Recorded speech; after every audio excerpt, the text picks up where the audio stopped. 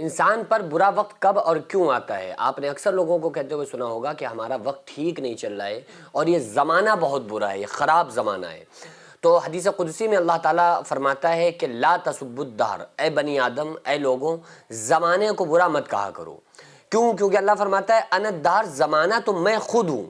اس کا مطلب یہ ہے کہ زمانے کو اگر آپ برا کہہ رہے ہیں نا، تو اللہ فرما رہا ہے کہ زمانہ میں ہوں۔ اس کا مطلب یہ ہے کہ زمانے کی جو باغ ڈور ہے وہ اللہ تبارک و تعالیٰ کے ہاتھ میں ہے۔ وہ تو اللہ جیسے چاہتا ہے زمانے کو چلاتا ہے، جیسے چاہتا ہے اللہ تبارک و تعالیٰ اس زمانے کی رواج اور ماحول کو رکھتا ہے۔ یہ تو اللہ تبارک و تعالیٰ کے قبضے و قدرت میں ہے۔ تو اللہ تعالیٰ نے زمانہ خراب کہنے سے منع کیا ہے۔ اللہ فرماتا ہے کہ یہ زمانے کو برا مت کہو، کیونکہ ہر انسان خود کو ٹھیک کر کے چل لینا تو پھر اس کے لیے زمانہ ٹھیک ہے۔ ایسا ہوتا ہے نا کہ جو انسان جیسا ہوتا ہے اسے ویسے ہی نظر آتا ہے۔ کیوں؟ کیونکہ وہ خود ٹھیک ہے تو اسے زمانہ ٹھیک لگ رہا ہے، وہ خود خراب ہے تو اس کو پھر پورا زمانہ خراب لگ رہا ہوتا ہے۔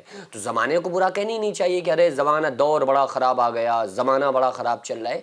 یہ جملے کہنے سے انسان کو بچنا چاہیے، کیونکہ جیسا زمانہ اگر خراب آ رہا ہے نا، ماحول اگر لوگوں کا خراب ہو رہا ہے، تو ویسے ہی نیک انسان کے لیے اجر بھی بڑا بڑھ رہا ہے، اجر بھی بڑا وسیع ہو رہا ہے۔ آقا علیہ الصلوۃ والسلام نے ارشاد فرمایا کہ قرب قیامت فتنے ایسے گتھ جائیں گے جیسے بوریا بنا جاتا ہے، اور جب وہ فتنے گتھ جائیں نا، تو ایسے وقت میں آقا علیہ السلام نے ارشاد فرمایا اگر کوئی شخص میری ایک سنت کو زندہ کر لے تو اس کو 100 شہیدوں کے برابر اللہ تعالیٰ ثواب عطا فرمائے گا۔ 100 شہیدوں کے برابر ثواب ملے گا ایک سنت پہ۔ انسان ایک سنت کو اگر زندہ کر لے، ایسی سنت جس کا رواج ختم ہو گیا ہو، جس کو لوگ جانتے نہ ہوں، ایسی سنت پہ اگر کوئی انسان عمل کر لے تو اللہ کے رسول صلی اللہ علیہ وآلہ وسلم نے ارشاد فرمایا کہ اس کو 100 شہیدوں کے برابر اللہ تعالیٰ ثواب عطا فرمائے گا۔ اور انسان کے اوپر جو انسان کا برا وقت آتا ہے، انسان کے اوپر وقت خراب آتا ہے، اللہ تعالیٰ خود فرماتا ہے کہ اے لوگوں، اگر تم سیدھے راستے پر چلتے رہے تو ہم تمہیں تکلیف دے کر کیا کریں گے؟ لہٰذا جو تکلیف تم کو پہنچتی ہے وہ تمہارے ہی ہاتھوں کی کمائی ہوئی ہوتی ہے۔ اگر ہمارا وقت خراب ہو گیا ہے نا، تو یہ کہیں نہ کہیں ہمارا وقت جو خراب ہوا ہے اس میں ہمارے ہی گناہوں کا یہ نتیجہ ہے، کیونکہ اللہ خود فرما رہا ہے کہ جو تکلیفیں تم کو پہنچتی ہیں تمہارے ہاتھوں کی کمائی ہوئی ہوتی ہیں۔ ہاں، ایک کنڈیشن یہ آتی ہے کہ جس میں انسان نیک ہوتا ہے، کسی کا برا نہیں چاہ رہا ہے، غلط کام نہیں کر رہا ہے، نماز روزے کا پابند ہے، پھر بھی اس کے اوپر تکلیفیں پریشانیاں آ رہی ہیں۔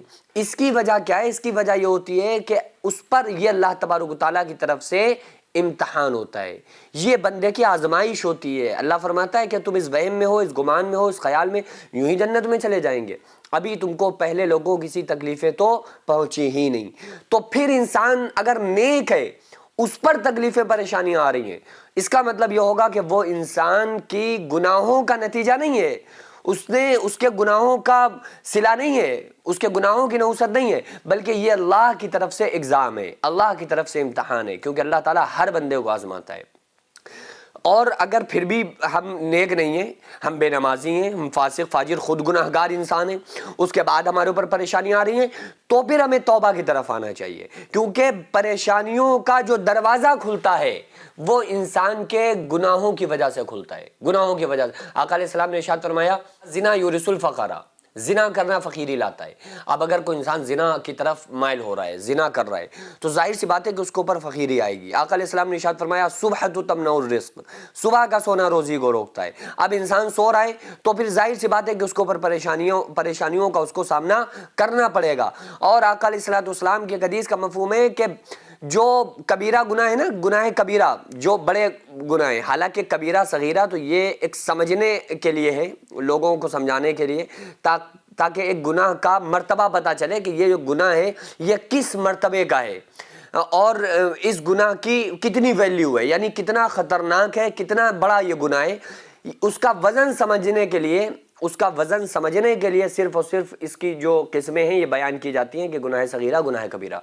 لیکن میرا ماننا یہ ہے کہ کوئی گناہ صغیرہ کبیرہ کچھ نہیں، بس جس پہ اللہ پکڑ لینا، جس پہ اللہ گرفت کر لے، بس وہی بڑا گناہ ہے، اور جس پہ اللہ معاف کرتا چلا جائے سمجھ لو بس وہ چھوٹا گناہ ہے۔ تو اللہ چاہے تو ایک چھوٹے سے گناہ پر بھی پکڑ سکتا ہے نا، جس کو لوگ صغیرہ گناہ کہتے ہیں، اللہ چاہے تو اس پر بھی گرفت کر لے۔ اگر اللہ جس کو آپ صغیرہ گناہ سمجھ رہے ہیں، اگر اللہ اس پر گرفت کر لے تو وہ آپ کے لیے بڑا ہو گیا۔ بھائی اس پہ اللہ نے گرفت کر لی، اور اگر اللہ نے بڑے گناہ پہ آپ کو معاف کر دیا تو وہ چھوٹا ہو گیا۔ تو یہ ایک سمجھنے کے لیے، انسان کو سمجھنے کے لیے صغیرہ کبیرہ ہے۔ بہرحال میرا ماننا یہ ہے کہ جس گناہ پہ اللہ پکڑ لینا بس وہی بڑا گناہ ہے، وہی کبیرہ گناہ ہے۔ تو گناہ کبیرہ کی وجہ سے انسان کا کی جو زندگی ہوتی ہے نا وہ پھر پرسکون نہیں رہتی ہے۔ گناہوں کی وجہ سے، گناہوں کی نوست کی وجہ سے انسان کی زندگی سے سکون چھن جاتا ہے۔ تو اس لیے گناہ سے بچنا شروع کر دیں۔ اور جو میں نے 2 چیزیں بتائیں کہ صبح کا سونا روزی کو روکتا ہے، تو آپ فجر میں ضرور اٹھ کر نماز پڑھیں، زنا کے قریب نہ جائیں۔ یہ وہ کام ہے جس کی وجہ سے آپ کی زندگی میں نحوستیں اور پریشانیاں آتی ہیں، جس کی وجہ سے ہمیں یہ لگتا ہے کہ ہمارا برا وقت شروع ہو گیا ہے۔ تو ہم ان گناہوں کو ترک کر دیں، اللہ تعالیٰ ہمارے وقت کو اچھا کر دے گا، یعنی کہ ہماری زندگی میں ہمیں سکون عطا فرما دے گا۔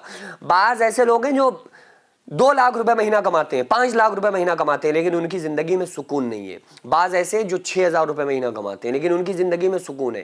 تو ہمیں پیسہ نہیں، اللہ سے سکون چاہیے۔ ہمیں یہ دعا کیا کریں کہ اللہ ہمیں ایسی دولت دے جس میں سکون ہو، ایسی دولت نہ دے جو ہم پھر بلڈ پریشر کی دوائیں کھاتے کھاتے اور پوری رات ہماری گزر جائیں۔ ایسی دولت نہیں چاہیے۔ دولت چاہیے، دنیا بھی چاہیے، لیکن ایسی چاہیے جس میں سکون ہو۔ ایسی اللہ تعالیٰ سے ہم دولت مانگا کریں۔ دولت مانگنے میں برائی تھوڑی ہے۔ اللہ سے یہ مولویوں نے بتا کے رکھا ہے، ارے نہیں اللہ تعالیٰ سے دولت نہیں مانگنا چاہیے، آخرت مانگنا چاہیے، ایسا کچھ نہیں ہے۔ ربنا آتنا فی الدنیا حسنۃ وفی الآخرۃ حسنۃ وقنا عذاب النار۔ اللہ جو چیزیں ہمارے لیے دنیا میں جس چیز میں بھلائی ہو وہ بھی عطا فرما، آخرت میں جن چیزوں میں بھلائی ہو ہمیں وہ بھی عطا فرما۔ ابھی ضرورت ہے جو جینس مدرسہ منہاج الحسین آغازیہ مداریہ مکن پور شریف میں جو قائم ہے، چل رہا ہے، تو اس کا صرف ایک ہال ہے جس میں بچے رہتے بھی ہیں۔ جو بیرونی بچے ہیں وہ وہیں رہتے ہیں، وہیں کھاتے ہیں، وہیں پیتے ہیں۔ جن کے رہنے کا بھی کوئی ان کے رہنے کا کوئی ہال یا کوئی رہنے کے لیے ہاسٹل کمرے وغیرہ موجود نہیں ہیں، جس کی چھت پر انشاءاللہ تعالیٰ اگر کچھ کمرے بن جائیں تو بچوں کے رہنے میں اور اساتذہ کے وہاں پہ رکنے میں کچھ آسانی ہو جائے، کیونکہ پورا مدرسہ جو بنا ہے اللہ رب العزت کی قسم کھا کے بتا رہا ہوں کہ بغیر کسی فنڈنگ، بغیر کسی چندے کے بنا ہے، جو اللہ نے مجھ سے کام لیا، میں نے خود کام کیا، اور یہ آپ کو فوقیت کے لیے نہیں بتا رہا ہوں بلکہ صرف آپ کے حوصلے کے لیے بتا رہا ہوں۔ تو اس کے لیے تعمیری کچھ کام ہونا ہے، آپ لوگوں سے خصوصی گزارش ہے کہ اس کار خیر میں تعاون کریں، اس کام میں حصہ لیں، تاکہ ہمارا یہ جو کام ہے، یہ جو مشن ہے، یہ کمپلیٹ ہو سکے۔ اللہ تبارک و تعالیٰ اس کا صلہ ہم کو عطا فرمائے۔